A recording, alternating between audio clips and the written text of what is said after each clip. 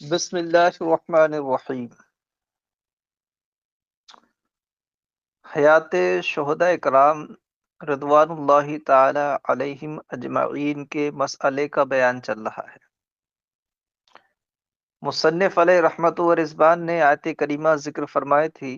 وَلَا تَقُولُوا لِمَن يُقْتَلُ فِي سَبِيلِ اللَّهِ أَمْوَاتٌ بَلْ أَحْيَاءٌ وَلَٰكِن لَّا تَشْعُرُونَ۔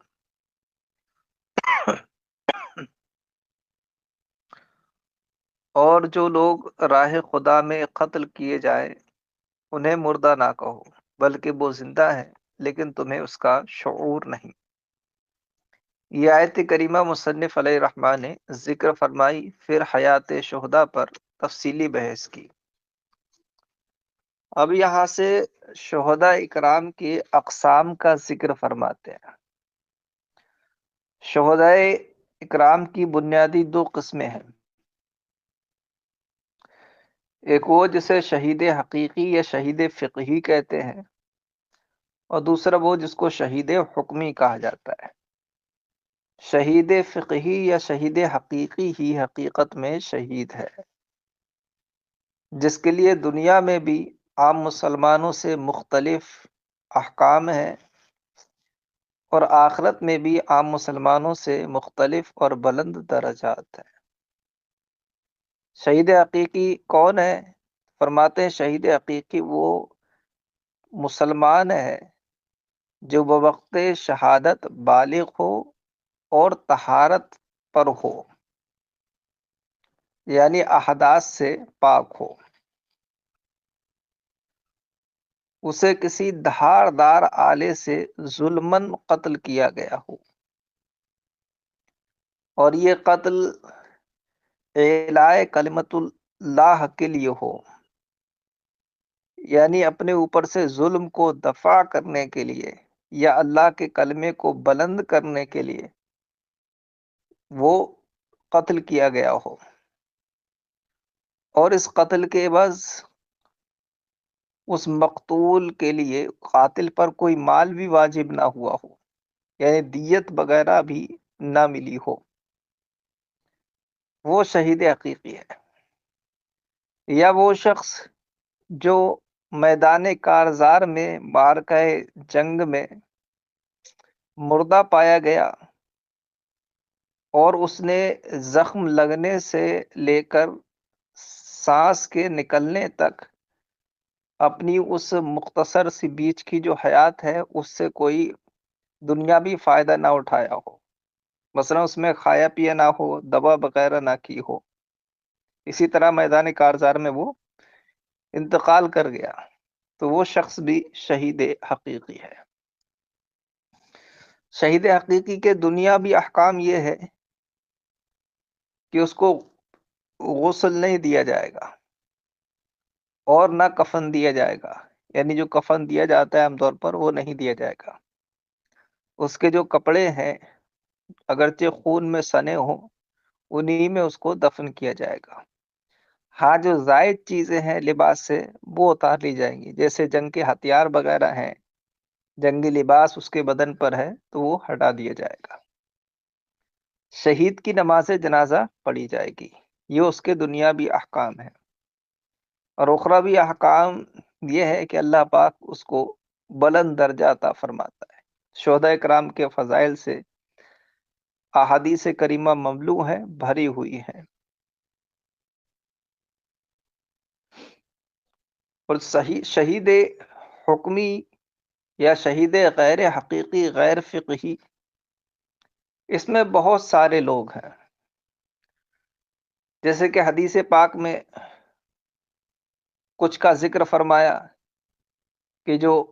ڈوب کر انتقال کر جائے مسلمان وہ بھی شہید ہے، جو آگ میں جل کر انتقال کر جائے، یعنی اس کو اپنے آپ نہیں، جس کو ہم خودکشی کہیں وہ نہیں، آگ لگی تھی یہ اس میں نکل نہیں پایا، جل گیا، تو یہ بھی شہید ہے۔ دیوار وغیرہ کے نیچے دب کر مر گیا وہ بھی شہید ہے۔ حد جو ہوتی ہے حد، کوئی گناہ کیا تھا، حد لگی اور اس حد میں انتقال کر گیا تو وہ بھی شہید ہے۔ اسی طرح جو اللہ کی راہ میں نکلا تھا اور راستے میں انتقال کر گیا، مثلا طلب علم کے لیے نکلا تھا، انتقال کر گیا، یا جہاد کے لیے نکلا تھا، راستے میں انتقال کر گیا، یا حج کے لیے نکلا تھا، راستے میں انتقال کر گیا۔ اسی طرح عورت درد ذہن میں انتقال کر گئی، ہے نا، بچے کی پیدائش کے وقت۔ اسی طرح وہ شخص جو جس کو پیٹ چلنے کی بیماری تھی، استطلاق بطن تھا، دست کی بیماری تھی، اس میں انتقال کر گیا۔ تو یہ تمام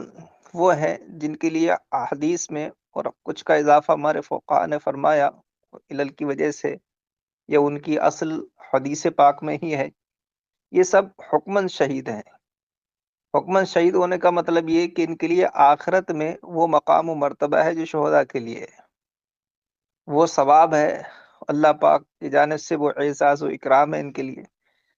لیکن دنیا میں ان کے لیے شہید کا حکم نہیں ہے، انہیں غسل بھی دیا جائے گا، کفن بھی دیا جائے گا، نماز جنازہ ان کی بھی پڑھی جائے گی۔ یعنی دنیا میں تمام معاملات ایک عام مسلمان کی طرح کیے جائیں گے ان کے ساتھ، البتہ آخرت میں عام مسلمانوں پر ان کو فضیلت ہوگی، ویسی ہی جیسی شہداء حقیقی کے لیے ہے۔ تو یہ تو ہوگا شہداء کی دو قسمیں۔ پھر دو قسمیں مصنف نے اور بیان کی ہیں۔ ایک وہ ہے جو ظاہر نظر میں شہید ہیں، یعنی احکام دنیا میں شہید ہیں، مگر آخرت میں ان کے لیے شہداء جیسی فضیلت اور عظمت اور ثواب نہیں ہے۔ یہ کون لوگ ہیں؟ یہ وہ لوگ ہیں جو جہاد میں شریک ہوئے تھے، جہاد مسلمین میں شریک ہوئے، مسلمانوں کی طرف سے دشمنان خدا سے لڑے بھی،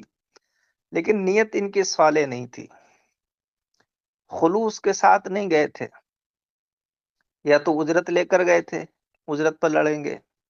یا لڑے اظہار شجاعت کے لیے، اپنی بہادری دکھانے کے لیے، ہے نا، اپنا جلوہ دکھانے کے لیے لڑے، یا اور کسی غرض غیر صالح سے یہ لڑے اور اس میں مارے گئے، تو ان پر دنیا میں تو شہید کے احکام جاری ہوں گے، کیونکہ ہم ظاہر کے مکلف ہیں، ہے نا، اور وہ صورتاً اس کی حالت وہی ہے جو ایک مخلص کی ہوتی ہے، تو اس کے لیے دنیا میں تو شہید کے احکام ہے کہ اسے غسل و کفن نہیں دیا جائے گا، صرف نماز جنازہ پڑھی جائے گی، انہی کپڑوں میں اسے دفن کر دیا جائے گا۔ لیکن چونکہ نیت اس کی غیر صالح تھی، خلوص نہیں تھا نیت میں، تو آخرت میں جو ملنے والا ثواب اور عظمتیں ہیں وہ اس کے لیے نہیں ہے۔ اور چوتھا، یا ہم کہیں دوسری تقسیم کے لحاظ سے جو دوسرا ہے، دوسری قسم وہ لوگ ہیں کہ جو قتل تو کیے جاتے ہیں، مارے تو جاتے ہیں، لیکن ان کے لیے نہ دنیا میں شہداء کے احکام ہیں اور نہ آخرت میں۔ جیسے کہ باغی مسلمان جس کو بادشاہ اسلام نے اس کے لشکر نے قتل کر دیا، یا کسی مسلمان نے قتل کر دیا بادشاہ کی اجازت سے۔ اسی طرح ڈاکو ڈاکہ کرتے وقت مارا گیا، ہے نا، تو یہ ایسے لوگ ہیں کہ جو قتل تو کیے جا رہے ہیں، لیکن ان کے لیے نہ دنیا میں شہداء کے احکام ہے نہ آخرت میں، بلکہ ان کے لیے تو ایک عام مسلمان سے بھی کم درجے کے احکام ہے۔ عام مسلمان کو غسل و کفن دیا جاتا ہے، نماز پڑھی جاتی ہے، ان کے ساتھ دنیا میں عبرتناک سلوک کیا جائے گا کہ انہیں نہ غسل دیا جائے گا، نہ کفن دیا جائے گا، نہ نماز پڑھی جائے گی، تاکہ دوسرے لوگ بغاوت اور ڈاکہ زنی میں مبتلا نہ ہو، ان کے حال سے وہ عبرت پکڑے، اس لیے نہ غسل دیا جائے گا، نہ کفن اور نہ نماز پڑھی جائے گی۔ اور آخرت میں بھی ان کے لیے شہداء اکرام جیسا کوئی درجہ نہیں ہے نا، ان کی مغفرت ہو جائے اتنا ہی کافی ہے، ان کو بخش دیا جائے یہی کافی ہے۔ تو یہ چار طرح کے لوگ مصنف علیہ رحمٰ نے اس میں بیان کیے، میں نے اس کا سب خلاصہ ذکر کر دیا ہے، عبارت دیکھیے۔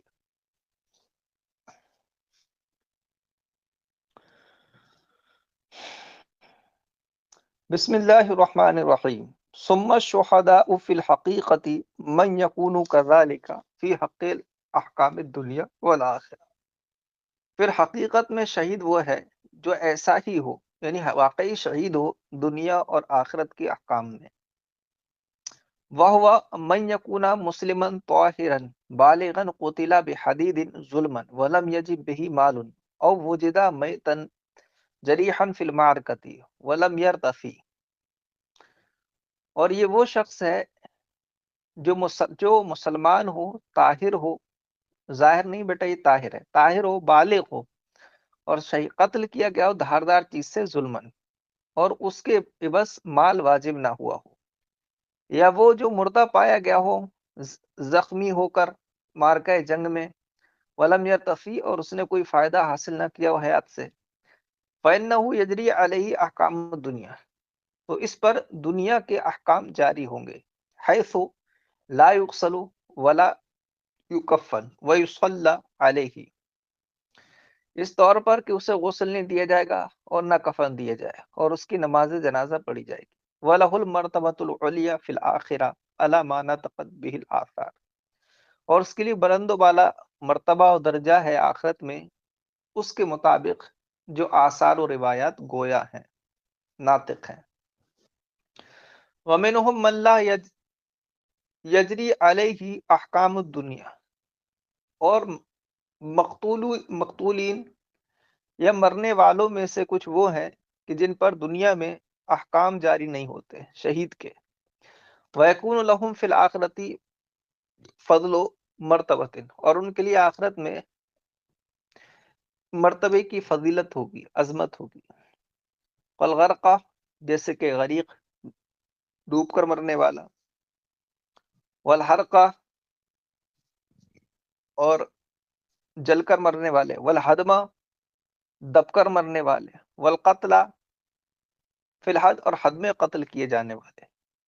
ومن ماتا فی طریق اللہ مثل العلم والجہاد والحج، اور وہ